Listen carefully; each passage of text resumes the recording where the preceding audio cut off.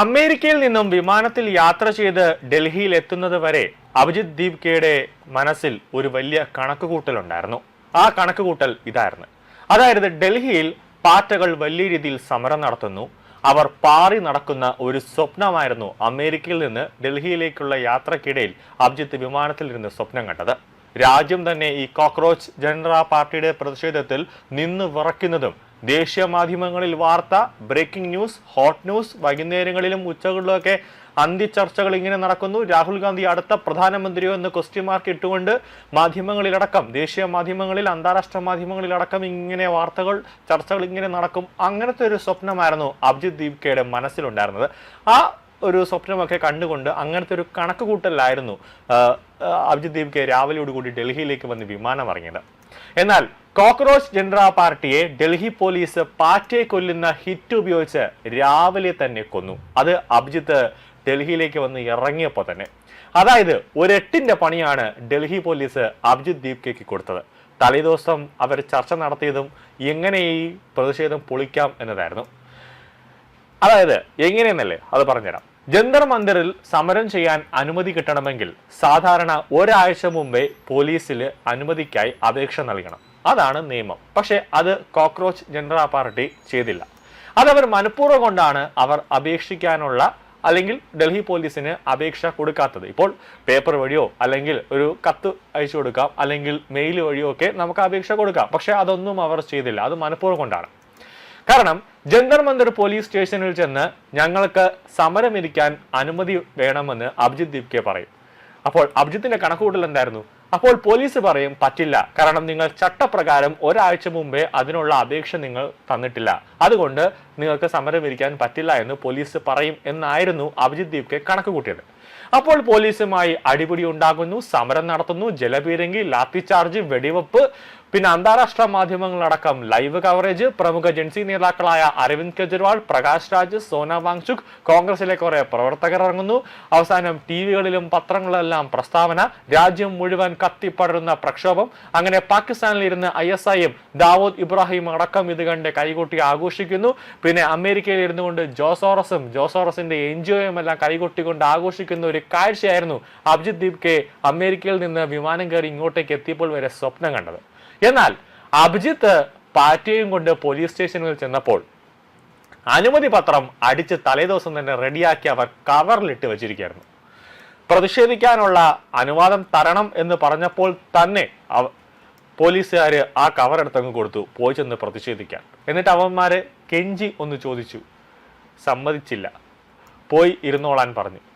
അതും ഡൽഹിയിലെ 45 ഡിഗ്രി കൊടും ചൂടിൽ. ഈ കോക്രോച്ച് ജനതാ പാർട്ടിയുടെ പ്രധാനപ്പെട്ട അതിലേക്ക് അംഗങ്ങളാവണമെങ്കിൽ അവർ പറഞ്ഞ നിയമാവലി എന്ന് പറയുന്നത് മടിയന്മാരായിരിക്കണം, ഒരു പണിയും എടുക്കാത്തവരായിരിക്കണം, വെറുതെ ഇരുന്ന് ഭക്ഷണം കഴിച്ച് TVയും കണ്ടിരിക്കുന്നവരായിരിക്കണം എന്ന 3 പ്രധാന നിയമാവലിയാണ് അവർ വെച്ചത്. അപ്പോൾ ഈ 45 ഡിഗ്രി കൊടുംചൂടിൽ അഭിജിത്ത് ദീപ്കെ സൂര്യന്റെ വെയിലടിച്ചപ്പോൾ തന്നെ വെട്ടിയിട്ട വാടത്തണ്ട് പോലെ കിടക്കുന്നു താഴെ. അവസാനം എവിടെ നിന്നൊക്കെ വന്ന കുറെ കോക്രോച്ച് എന്ന് പറഞ്ഞ് കുറെ കുട്ടികൾ എല്ലാവരും കൂടെ ചെന്ന് കുറെ വെള്ളം ഒഴിച്ച് കാറ്റും വീശിക്കൊണ്ടാണ് അവസാനം പുള്ളിക്കാരന് ബോധം വന്നത്.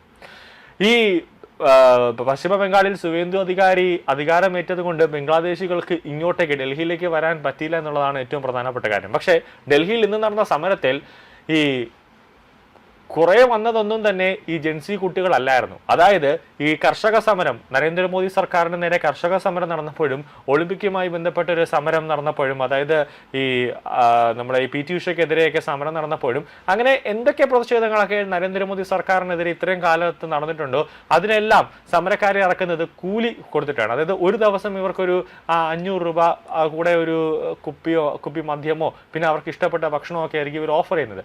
അതേ രീതിയിൽ തന്നെയാണ് ഈ കോക്രോച്ച് ജനതാ പാർട്ടി ഡൽഹിയിൽ ജന്തർ മന്ദിറിൽ സമരം നടത്തിയപ്പോഴും ഇറക്കിയത്.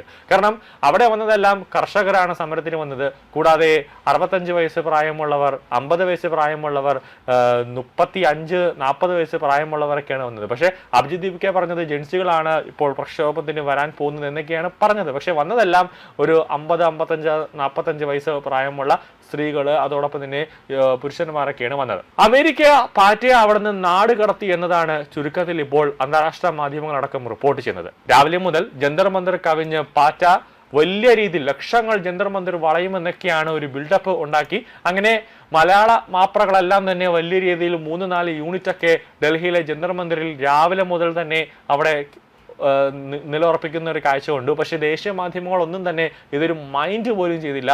അവരുടെ ദേശീയ മാധ്യമങ്ങളുടെ പത്രങ്ങൾ പോലും രാവിലെ ഈ കോക്രോച്ച് ജനതാ പാർട്ടിയെ പറ്റി അകത്തെ പേജിൽ ഒരു കോളത്തിലാണ് ചെറിയൊരു 4 വരി വാർത്ത അവർ കൊടുത്തിട്ടുള്ളൂ. പിന്നെ ഇടയ്ക്കിടയ്ക്ക് ഒരു 5 മണിക്കൂറൊക്കെ കഴിയുമ്പം ജന്തർ മന്ദിറിൽ ചെറിയൊരു പ്രതിഷേധം നടന്നുകൊണ്ടിരിക്കുന്നു എന്ന് പറഞ്ഞിട്ട് 2 ലൈൻ മാത്രമാണ് ദേശീയ മാധ്യമങ്ങൾ അവരുടെ വെബ്സൈറ്റിലും അവർ വാർത്ത റിപ്പോർട്ട് ചെയ്യുന്നത്. അത് വലിയ പ്രാധാന്യമൊന്നും ദേശീയ മാധ്യമങ്ങൾ കൊടുത്തില്ല. പക്ഷേ മലയാള മാധ്യമങ്ങളൊക്കെ വലിയ വാർത്താ പ്രാധാന്യം കൊടുത്തു. ജന്തർ മന്ദിറിലെ പ്രതിഷേധത്തിൽ സ്വന്തം പണം ചെലവാക്കി പാർട്ടികളെ കൂട്ടത്തോടെ പറന്നെത്തും എന്നൊക്കെയായിരുന്നു CJP വക്താക്കൾ അവകാശപ്പെട്ടത്.